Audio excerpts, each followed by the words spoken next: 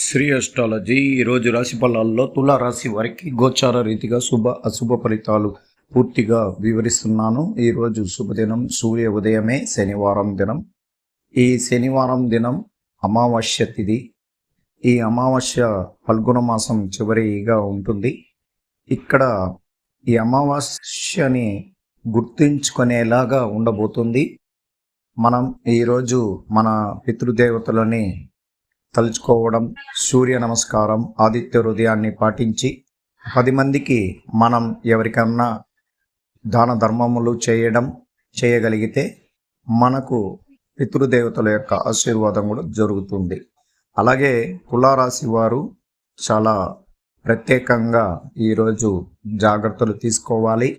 వాహనాలు, దూర ప్రయాణాలు, డాక్యుమెంటేషన్, సంతకాలు, ఏదైనా ముఖ్య కార్యక్రమాల్లో పాల్గొనాలన్నా చాలా జాగ్రత్తగా ప్రశాంతతగా ఉండాలి. ఎవరు ఏమన్నా పట్టించుకోకుండా జాగ్రత్తగా పోవాలి. కొద్దిగా ఆలోచనలు చేసి మాట్లాడాలి. ఎక్కడ కానీ మనం వేగంగా మాట్లాడినా, తొందరపాటుగా మాట్లాడినా అది దీర్ఘకాలికంగా ఉండబోతుంది అలాంటి ఇబ్బందులు. అందువల్ల మనం అత్యంత జాగ్రత్తగా ఉండాలని ప్రత్యేకంగా ప్రతిరోజు మీకు వివరిస్తున్నాను. ఈరోజు చంద్రుడు కూడా ఉత్తరాభాద్ర నక్షత్రంలో మీనరాశిలో చేరిపోవడం అనేది జరిగినది. 30 సంవత్సరాలకు ఒక్కసారి స్వామివారు శనేశ్వర భగవానుడు మీనరాశిలో ఈరోజు చేరబోతున్నారు. ఈ అమావాస్య షష్టకూటమి గ్రహాల ద్వారా ప్రారంభమవుతుంది. అందువల్ల శని భగవానుడు పంచమ రాశిలో ఉన్నంత వరకు మనకు నిలకడలేని మనస్తత్వం, మానసిక ఒత్తిడి, మనసులో గందరగోళం, చాలా ప్రేమించిన వాళ్ళు ఆత్మీయులు దూరమయ్యారు. ఎన్నో మానసికంగా మనకు జరగాల్సిన ఆర్థిక లావాదేవీ విషయాల్లో కూడా ఇబ్బందులు జరిగాయి. కుంభరాశిలో ఉంటే ఎలాంటి ఆయన యొక్క చూపు ఎలా పడుతుందంటే 7వ స్థానంలో పడ్డాడు, 3వ చూపుగా. అందువల్ల భార్యాభర్తలు చాలామంది, వివాహమైన కొత్త జంటల్లో కూడా కొద్దిమంది విడిపోవటం, మనస్కొరతలతో విడిపోవడం జరిగినది. అలాగే లాభస్థానం పైన చూశాడు. ఇదన్నీ శుభగ్రహ స్థానాలు ఇక్కడ చూడబడింది. లాభస్థానం పైన చూసేటప్పుడు ఇతరులకు డబ్బులిచ్చి మోసగించబడిన, రావలసిన డబ్బులు రాకుండా ఇబ్బందులు పడ్డాం. ఆర్థికంగా మనం ఎక్కువగా ఎదిగి మంచి స్థాయిలో ఉండాల్సిన వాళ్ళు అట్లాగే కరిగిపోయినాం. అందువల్లనే మళ్ళా తదుపరి చూపు ఎక్కడికి? ద్వితీయ స్థానం అంటే కుటుంబ వాక్కు స్థానం, బలమైన స్థానం. ఇక్కడ కూడా ధన సంపాదన విషయ స్థానం అక్కడ చూడబడ్డాడు. ఇక్కడ ఈ పంచమ రాశి యోగకరం, మంచి జరుగుతుంది అందరూ చెప్పారు. అలాగే జరగలేక ఇబ్బందులు పడ్డాం. ఎందుకంటే ఆయన యొక్క చూపు అంతా కూడా మంచి శుభస్థానాల పైన పడినాయి. ఈసారి మీనరాశిలోకి సంచారం చేయబోతుండడం వల్ల మనకు ఆర్థిక కష్టాలు, మానసిక ఒత్తిడి, కానీ రావలసిన డబ్బులు వస్తాయి, సంతోషకరమైన విషయాలు జరుగుతాయి, ఎటువంటి ఇబ్బందులు ఉండవు. ఇక్కడ ఈయన 3వ చూపు అష్టమ స్థానం పైన పడుతుంది.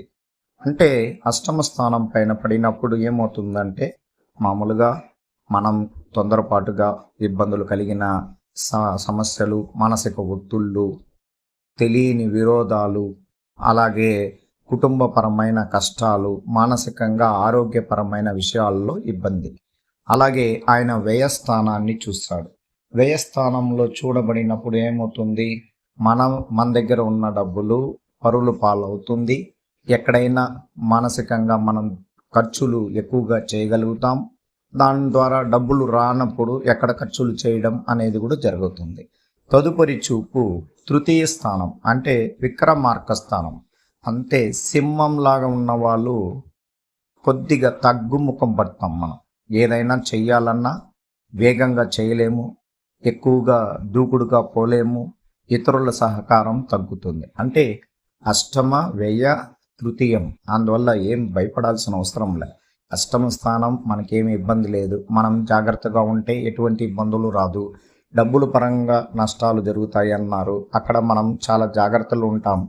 దానివల్ల ఇబ్బందులు లేవు. అన్నదమ్ములతో, అక్క చెల్లెండ్రులతో, వాళ్ళతో, ఆత్మీయులతో, స్నేహితులతో కొంచెం జాగ్రత్తగా ఉంటే చాలు.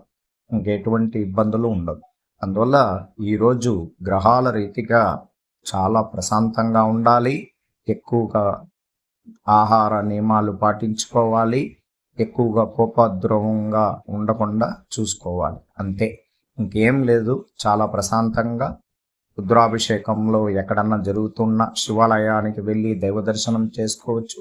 లక్ష్మీ నరసింహస్వామి దైవ దర్శనం చేసుకోవచ్చు.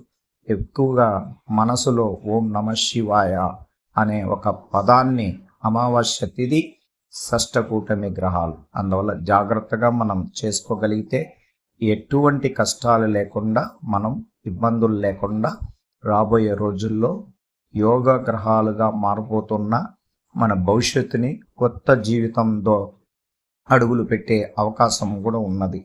అందువల్ల మనం ఎక్కువగా ఆర్థికంగా ఇబ్బందులు పడ్డారు, కుటుంబ భారాన్ని మోయలేక ఇబ్బందులు పడుతున్నవారు, ధన సంపాదనే లేక చాలా బాధలు పడుతున్నవారు త్వరగా కోలుకుంటారు.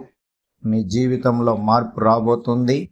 మళ్ళీ మీ కుటుంబంలో ఎవరో ఒకరికి జాబ్ రావడం వల్ల మీ కుటుంబం ఆర్థిక స్థితి మారుతుంది. నూతన వ్యాపారం చేయగలుగుతారు. అధికారికంగా ధన సంపాదన ఏదో ఒక రూపంలో రావడం అనేది జరగబోతుంది.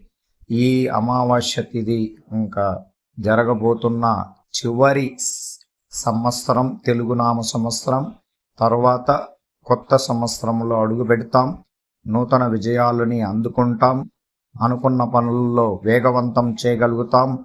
బీదవాళ్ళు అనే బాధ లేకుండా మంచి మనం ఆహారం, దుస్తువులు, మంచి కోరికలు కలిగిన ఆభరణాలు అన్నీ కొనాలి. ఆస్తులు కొనాలి. కుటుంబ పరంగా, విద్యాపరంగా అన్నిటికీ మంచి స్థాయిలో ఎదగాలని భగవంతుడి ఆశీర్వాదం తులారాశికి ఉంటుంది.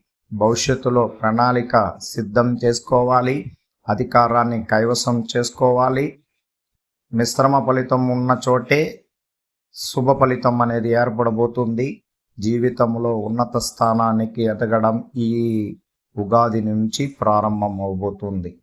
అందువల్ల మన జీవితంలోనే అత్యంత శక్తివంతమైన గ్రహాలు మార్పు ద్వారానే జీవితంలో శుభతరుణంలో తులారాశి వారు అదృష్ట యోగంలో ఉండబోతున్నారు.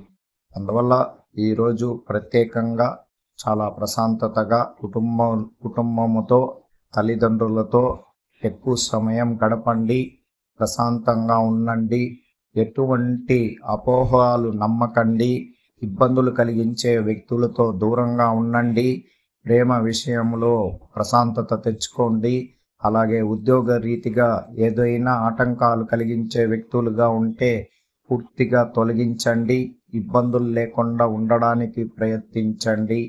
రాబోయే రోజు స్వర్ణయుగం ద్వారా మంచి శుభతరుణములో అడుగు పెట్టబోతున్నాం.